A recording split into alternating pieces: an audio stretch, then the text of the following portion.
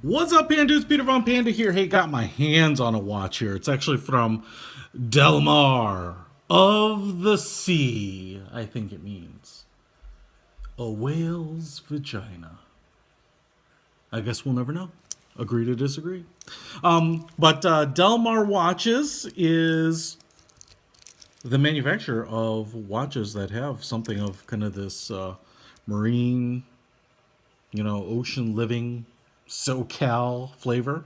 And I have this watch on loan from DelMar Watches. It's actually being loaned to me as it's passing from Watches Galore to Aaron Dunlop.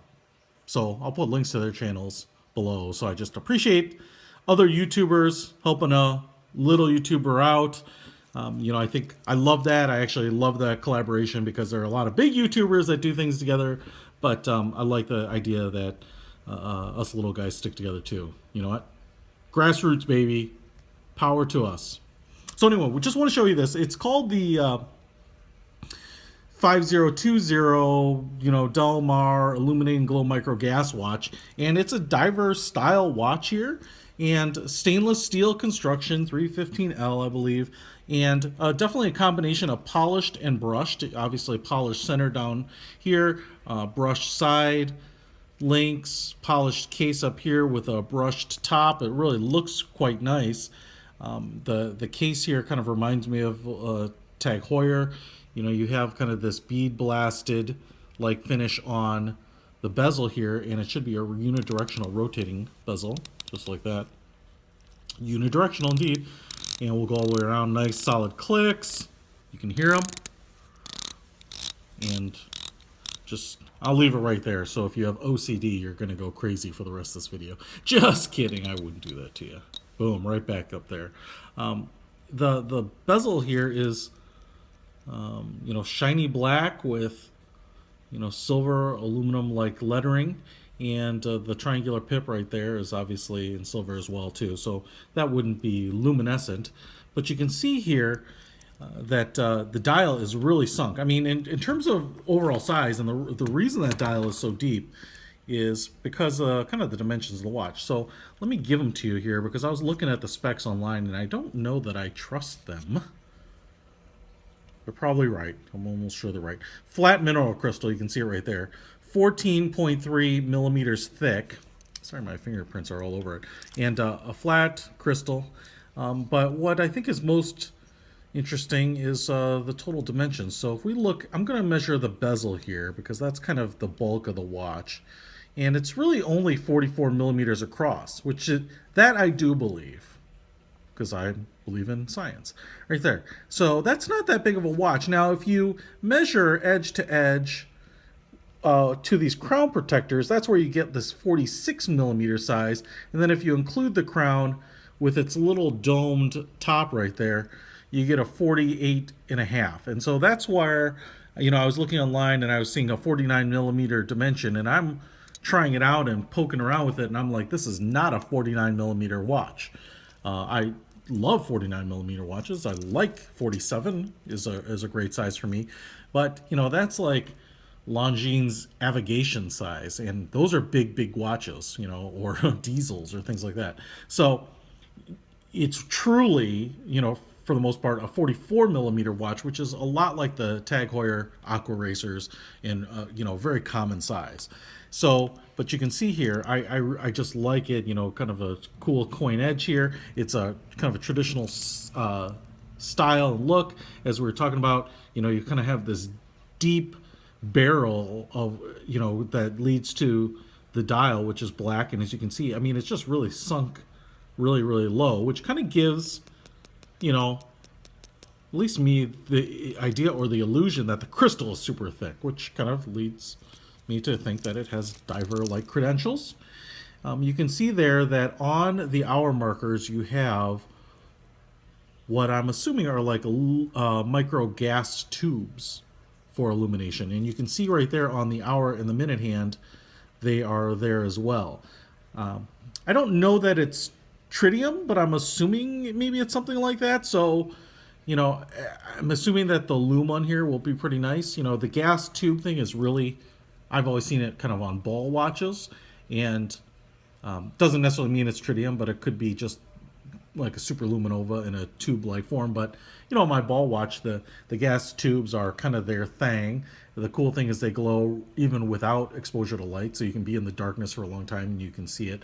They are poisonous and radioactive, so that's kind of a drawback, and so you can't service them yourself. And obviously they have a measurable half-life, so eventually they're going to need to be replaced if you live long enough. But they look pretty cool. And in this way, they've been integrated into the watch very nicely, into kind of these, stock market chart like hands. You know what I'm talking about? High, low, and then, closing and opening price. If you don't know what I'm talking about, you won't know what I'm talking about. So I think it's kind of superluminova in a kind of a gas tube format. But like I said, they're done nicely. Ticking seconds hand there. It is a quartz movement. Not exactly sure who provides the movement, but I'm sure it's probably guessing it's a Japanese movement. Obviously water resistant to 200 meters, so that's pretty significant. And you can see the back there. It says DelMar. And on the back there, SuperGlo. And then DelMar stamped on the clasp here, and this is kind of a pretty traditional deployment clasp. As you can see, it's kind of, the pressed sheet metal type, which works really well. The pin is what snaps it, and then this holds it down. And obviously, because this is a borrowed watch, it's not necessarily sized for me, but it's probably sized how you would get it from them, I'm guessing. Obviously, there's plenty of extra linkage in there, and this is what it would look like on my wrist. I think it looks great. Excuse the sagginess of the wristband.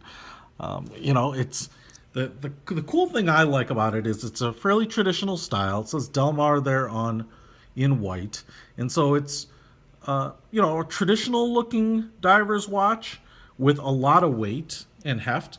This seems like, to me, like you could go to 200 meters because it's so heavy. So that's one thing I will say about it. It's just heavy and massive and like a chunk of steel on my wrist. But I kind of dig that, especially because the size makes it pretty manageable. But, if you were wearing an Aqua Racer or a Seamaster or something like that, you get kind of the style for, a fraction of those prices. The watch is $250. And so, I think a fair price for what is a nice looking watch and a really nice feeling watch. I think DelMar, who hasn't been around that long, let's call it 17 years, 18 years, has a discount code for some of their watches. I think we'll reach out to them and see. And if I can get one, I'll put it in the description here so that if you go to DelMar Watches and want to pick up this watch or any of their other watches, they definitely have some different styles. I think this is the most traditional of their watches. You can pick it up. Maybe I didn't show you the crown there. It kind of looks like the tightening bolt on like a tool, kind of a diamond style checkering pattern with the kind of the big protectors, but they kind of bow tie in a little bit so you can get your fingers on them pretty easily. And then you can just pull it out. Hacking seconds, date window there, 24-hour markings in the middle, and then we can change le time right there. In a screw down crown, obviously. So, DelMar.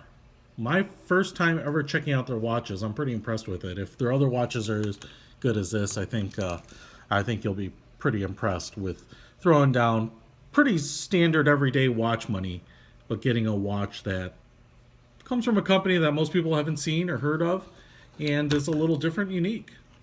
And I definitely like that. Peter Von Panda out.